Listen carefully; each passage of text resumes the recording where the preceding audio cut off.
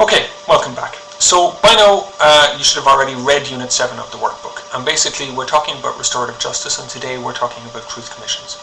So before we start talking about truth commissions, what is restorative justice? Well, as you should know by now, restorative justice is a process which involves those who have a stake in the event in trying to resolve the aftermath of whatever has occurred. So you bring together the victim and the offender and those who have some kind of interest in what happened. And you should also know that a number of weaknesses associated with restorative justice have been highlighted in the workbook. So for example, there is a problem of proportionality, because proportionality demands that we should treat like offenders alike. But if we're taking them outside of the structured court system and we're dealing with them on an individual basis, then there is a danger that we might not deal with like offenders alike, that we might deal with them in a kind of an ad hoc manner, and that could be problematic. Secondly, there's a problem of rehabilitation. You can't keep using restorative justice.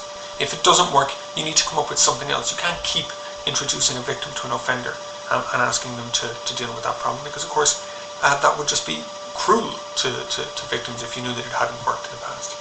Also, many offences are not considered suitable for dealing with by restorative justice, and most of the most serious offences like sexual offences and violent offences are not considered suitable, because it's not considered to be suitable to introduce a victim of a sexual or serious violent offence to the person who perpetrated that crime against them. And finally, there's an argument that restorative justice focuses on those who have an interest, namely the victim and the offender, but ignores the public interest. And there is of course a public interest in seeing crime prosecuted and crime dealt with. And so some would argue that restorative justice fails to deal with that. So why are we going to talk about truth and reconciliation commissions? Well, they're an extreme form of restorative justice. They're restorative justice on a national level, where a national crime has occurred, such as in South Africa, the crime of apartheid. We deal with that on a national basis. And so if we get some kind of understanding of restorative justice in that extreme example, then we might have a greater chance of understanding it on the kind of more mundane domestic level. That's the hope anyway. Okay, so Truth and Reconciliation Commissions, well, what are they? The most famous Truth and Reconciliation Commission was held in South Africa at the end of the apartheid regime. It was part of the process of reconciliation and the building of what became known as the Rainbow Nation that occurred in South Africa at that time.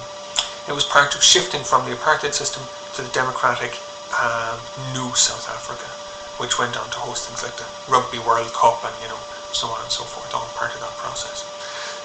The Truth and Reconciliation Commission in South Africa said that it was about understanding, not vengeance, reparation, not retaliation. And so it was very much about establishing a record of what occurred within South Africa, of allowing victims to come forward and tell their stories, and of inviting offenders to come forward and admit what they had done in an open forum so that the truth could be established and some kind of restitution could possibly be made, but some kind of step forward on behalf of the nation could occur. So the big question is, well, if that's what it's about, if it's about dealing with these big serious crimes and these big serious offences, why aren't we prosecuting? The classic example of prosecutions would be, in this kind of circumstance, would be something like the Nuremberg trials and the Tokyo trials, but there's also the Criminal Tribunal for the former Yugoslavia and the Criminal Tribunal for Rwanda. There's a special criminal court established for Sierra Leone, etc. So we do prosecute people who commit crimes against humanity, etc., and grave breaches of human rights. The difference between South Africa and many of those other examples is that in South Africa, the one party had not been defeated. At the end of World War II, those who had committed the crimes under the Nazi regime had been defeated in war, and so they were vanquished, and the victors were able to come in, establish courts and prosecute them. In South Africa, the transition from apartheid to democracy was a negotiated one, and for that to work, those who had been involved in the apartheid regime had to be willing to hand over power, and so it was necessary to involve them in the process in some way. If the state was going to, because so many people had been involved in so many ways, if it was going to function, it needed to have some kind of transition. And so prosecutions would have been divisive, they could have prevented the transition of power, they could have led to rancor and ongoing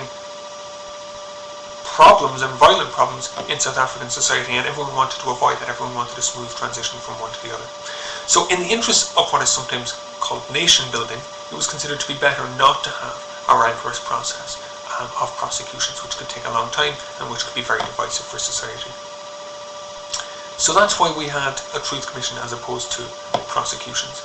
Let's consider those weaknesses of restorative justice again and see how they apply to Truth Commissions. Well, firstly, if we think about the weakness of proportionality, we said that you should deal with like offences in the same way, but the South African Truth and Reconciliation Commission offered amnesties to those who were willing to testify, because otherwise people wouldn't come forward and tell their stories.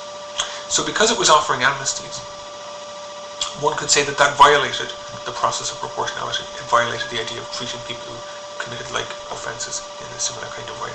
The second thing is we said that restorative justice is only suitable for certain types of offences. Generally, more minor offences are less serious offences. But the offences we were dealing with in South Africa were the most serious offences. We're talking about crimes against humanity and serious breaches of human rights. And finally, there was that public interest point.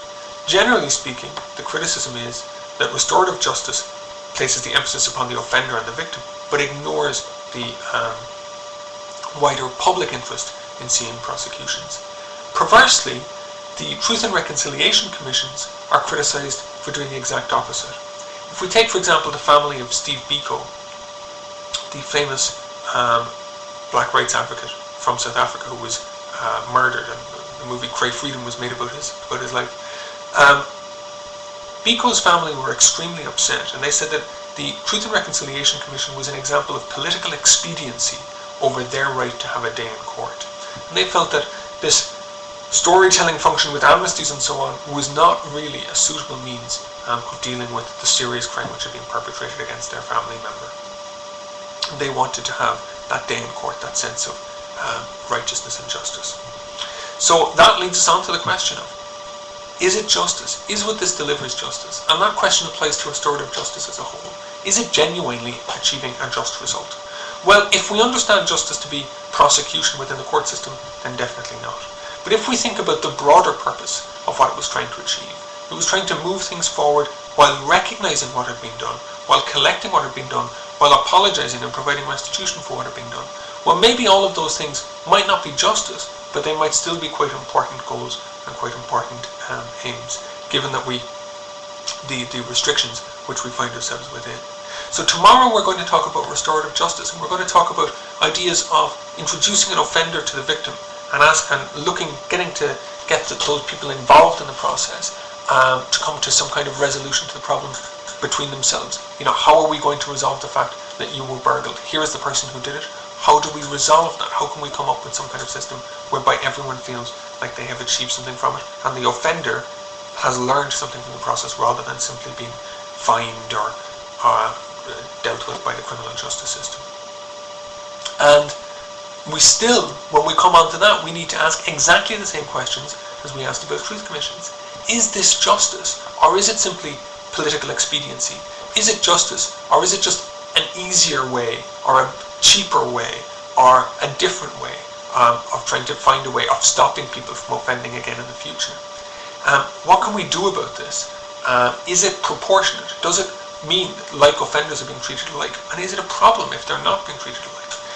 And what do we consider the right way forward, the right way to develop this? What role should this play within our legal system, philosophically and practically? So these are the questions that we're going to ask tomorrow, and then the next day we're going to try and, having discussed truth commissions, having discussed restorative justice, we'll talk a little bit about ADR, alternative dispute resolution, and we're going to try and tie the whole thing together then. Over the next few days, if you do have any questions, post them on the discussion board. I'll do my best to answer them. And we'll take it forward from there. Okay, take care. Bye.